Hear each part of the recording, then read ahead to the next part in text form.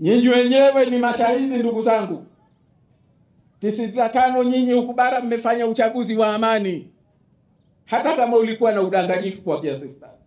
Kweli si kweli? 2000 mmefanya uchaguzi wa amani, si ndio? 2005, 2010. Au sio? Lakini baada ya hapo umekuwa uchaguzi wa wizi mkubwa, wa watu kuuliwa, wizi wa kura wa wazi, imekuwa vurugu sasa.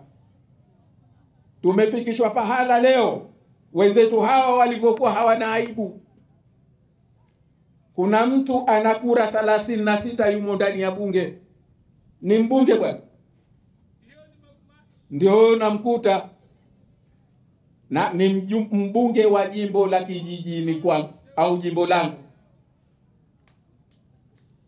Anachokwenda kusema kule kwa sababu hajulikani na mtu.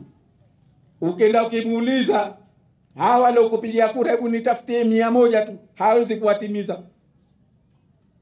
Leo yuko bungeni bwana. Anaitwa mheshimiwa, analipwa mshahara wa bunge. Kikubwa alichoweza kusema, mimi sijawahi kumsikia kusema bungeni. Nimemsikia juzi anasema yule Masakarua, sijui ilikuwaje mkamrudi. Ilikuwa arudishwe kwao Kenya na mitungi ya gesi. Kwamba eti karudishwa, hakupigwa. Sasa lazima utakuwa na wabunge wa namna hiyo. Kwa sababu wenyewe wameingia kwa njia za wizi, wenyewe wameingia kwa njia ya dhulma, kwake yeye kushabikia dhulma, kwake yeye kushabikia wizi, kwake yeye kushabikia uhuni. Hao ni jambo kubwa, ndio kazi aliyokwenda kufanya.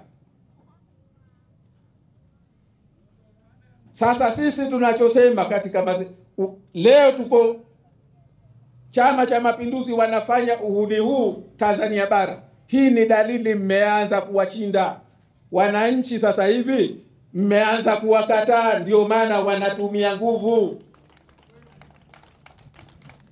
Nimewapa historia ya Zanzibar kwamba ndio kulikoanza kutumia nguvu, kwa sababu watu waliwakataa mapema, wakaona hawana cha kutumia isipokuwa watumie nguvu, mpaka wamefika watu kuua watu kwa watu wengi.